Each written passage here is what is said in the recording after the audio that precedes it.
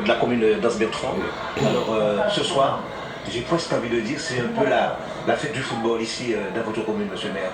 Oui, absolument. Ce soir, c'est la grande finale du tournoi Match Vacances que nous avons initié en 2014. Donc c'est la 4e édition avec deux équipes valeureuses, Locomotive du Bourg et la Cible de Pombouri. Et nous avons un public nombreux, dit-on beaucoup plus nombreux que dans les matchs officiels, avec des jeunes très motivés de la commune. Et je suis très heureux que cela se passe dans un bon esprit sportif et que pendant au moins 1 mois et demi, les jeunes sont occupés sur le sport dans un climat sain à faire des échanges qui vont être positifs pour eux et aussi pour l'avenir. Alors effectivement, nous avons le souci d'encadrer les jeunes, de leur permettre d'avoir des activités saines et le sport est tout indiqué pour ce type, je dirais, de motivation, d'éviter les dérives. Et donc, ils s'entraînent pour être en forme. Et même, on a constaté, après les matchs, ils continuent encore à faire des petits tournois entre eux. Donc, c'est tout bénéf pour notre jeunesse à Anse-Bertrand. Est-ce qu'elle est pérenne, cette manifestation? Absolument, parce que ça fait la 4e édition. Et chaque année, nous avons pris cet engagement, dès 2014, de continuer chaque année à faire des matchs vacances qui occupent les jeunes. Et puis, ce sont eux-mêmes les jeunes qui s'organisent. Et la commune, simplement, a émis l'idée, les accompagne.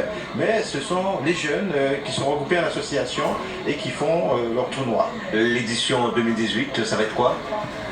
Ah ben, ce sera encore match vacances et puis j'espère toujours dans le même état d'esprit, quelque chose de positif pour la commune d'Anse-Bertrand et pour notre jeunesse. Merci beaucoup, monsieur le maire.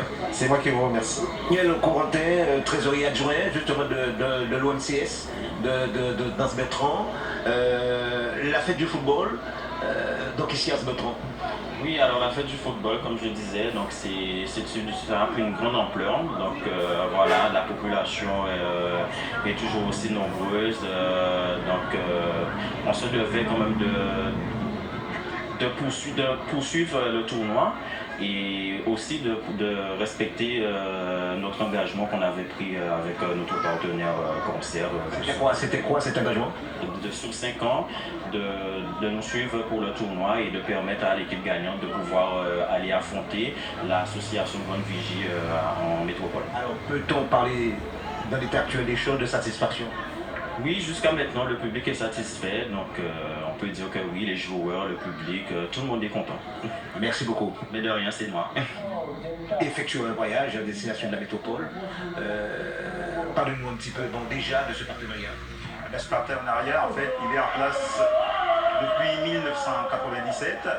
Et par rapport à ce projet autour de ce tournoi, donc depuis bientôt 2 ans, on reçoit l'équipe qui gagne le tournoi dans le cadre d'une journée sportive et culturelle dans l'Hexagone, surtout à Villeneuve-Saint-Georges. Et comment l'idée vous est venue? En fait, tout naturellement, dans la mesure où la Grande Vigie, on est une association ansoise, c'est-à-dire que, comme on dit, nous sommes les ambassadeurs de notre commune dans l'Hexagone. Et pour nous, c'est tout naturel de recevoir nos amis quand ils sont dans l'Hexagone autour du sport et de la culture. Et puis, c'est tout naturellement que cela se passe? Cela se passe naturellement. Et maintenant, il y a beaucoup d'enthousiasme autour du tournoi parce que lorsque nous les recevons là-bas, nous les recevons en grande pompe. Et ça consolide nos liens entre guillemets. Donc, c'est une façon aussi pour nous de montrer qu'on est en capacité de faire les choses ensemble. Et ce voyage est financé par qui? Eh bien, par Corsair, en fait. Et il s'avère que Corsair est aussi notre partenaire dans l'Hexagone. Et donc, ce qui fait, c'est une façon pour nous de montrer à ce partenaire qu'on est sérieux et qu'on a des idées dans la tête, en tout cas. Alors, des éditions qui ont été plus ou moins intéressantes, certes, et c'est le cas d'ailleurs de celle-ci, de celle-là, 2017. Alors, qu'est-ce que vous prévoyez déjà pour 2018 en termes d'innovation? En termes d'innovation, en tout cas pour les recevoir, l'idée pour nous, c'est que ces jeunes-là, en tout cas quand ils arrivent, qu'on les fasse découvrir les choses, qu'on les fasse partager les choses. Donc nous, notre conseil d'administration, pour l'instant, on n'a pas commencé à travailler sur ce qu'on va leur proposer, mais dès septembre, on va s'y atteler.